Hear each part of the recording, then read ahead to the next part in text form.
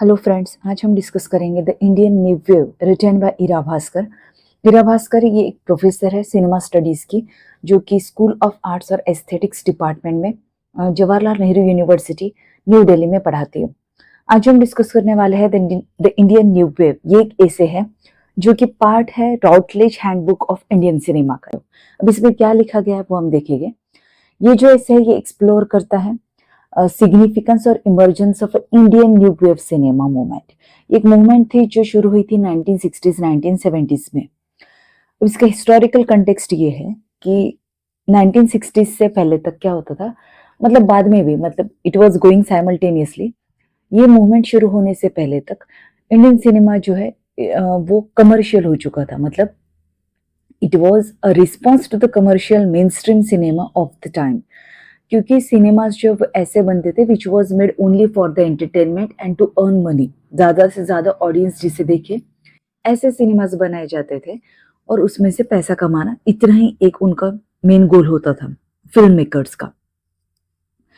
तो ये जो मूवमेंट थी इसका इंटेंशन ये था कि to create films that were more socially relevant, artistically innovative and politically conscious. ऐसी मूवीज बनाना जो कि सोशल इश्यूज को टारगेट करे, जो कि रियलिस्टिक चीजें दिखाए और जिसमें आर्ट के बेसिस पर, मतलब आर्टिस्टिकली जिसमें कुछ नई चीजें की गई हो, ऐसी मूवीज बनाने का मतलब सिनेमा भी इवॉल्व होना चाहिए, प्रोग्रेस होना चाहिए, प्लस उसमें के जो इश्यूज है या उसमें दिखाई गई जो स्टोरी टेलिंग है, it should be related with the real facts और द सोशल इश्यूज।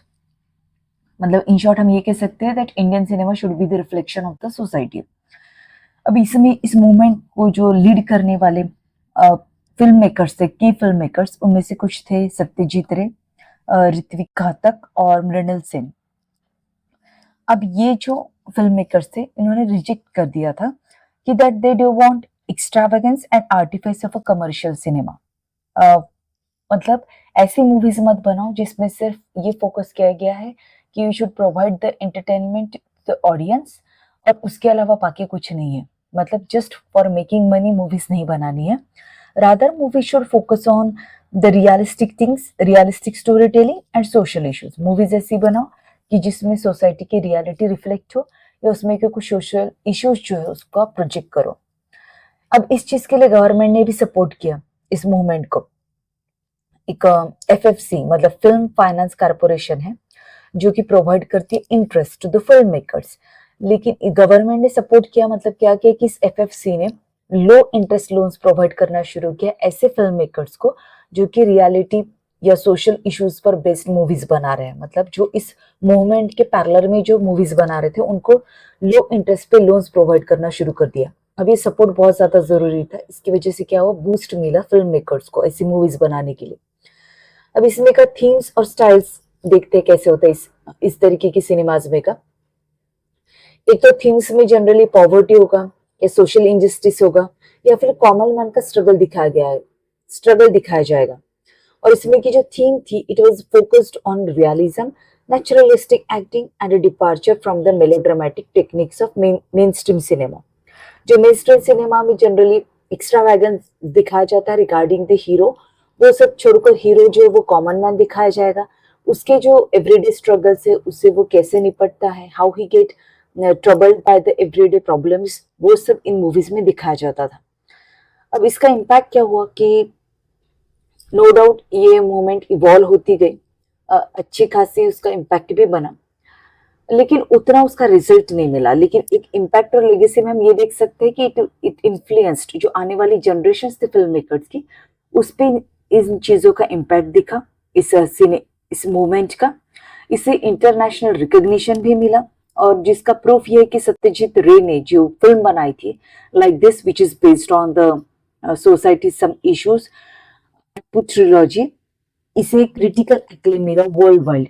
अब ऐसी मूवीज जनरली हम लोगों तक नहीं पहुंचती है, तो इसका चैलेंज भी यही था कि limited distribution and financial difficulties, कि क्योंकि मार्केटिंग की मूवी के मार्केटिंग के लिए भी काफी ज्यादा पैसा लगता है, और तो इसकी वजह से ऐसी मूवीज अगर बन भी जाए लो बजट पे तो उनका मार्केटिंग करना काफी मुश्किल हो जाता है क्योंकि उतना पैसा नहीं होता है।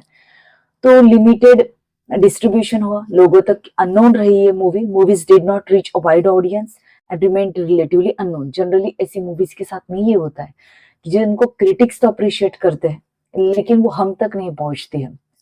हमारे पास में जनरली सलमान खान, आमिर खान, इन लोगों की मूवीज तो हम तक पहुंच जाती है, लेकिन जो ऐसी मूवीज होती है वो रिलेटिवली अननोन रहती है।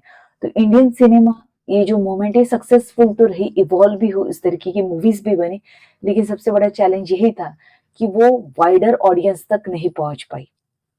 अब इसका कंटेम्प्रेरी रिलेवेंस ये है कि इस मूवमेंट की वजह से क्या हुआ कि there is a spirit of innovation, movies में नई नई चीजें ट्राई करने का जो स्पिरिट है वो डेवलप होता गया।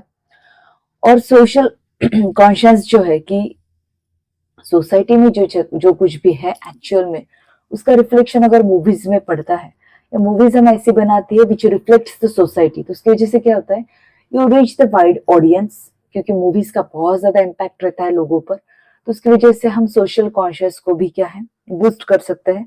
और नो डाउट ये इंडियन सिनेमा के पार्लर में जो भी मूवीज बनी उनका इम्पैक्ट सोसाइटी पे बहुत ज्यादा दिखा भी, और वो काफी हद तक सक्सेसफुल भी रही, और आज भी कई फिल्म मेकर्स है जो ऐसी मूवीज बनाते हैं।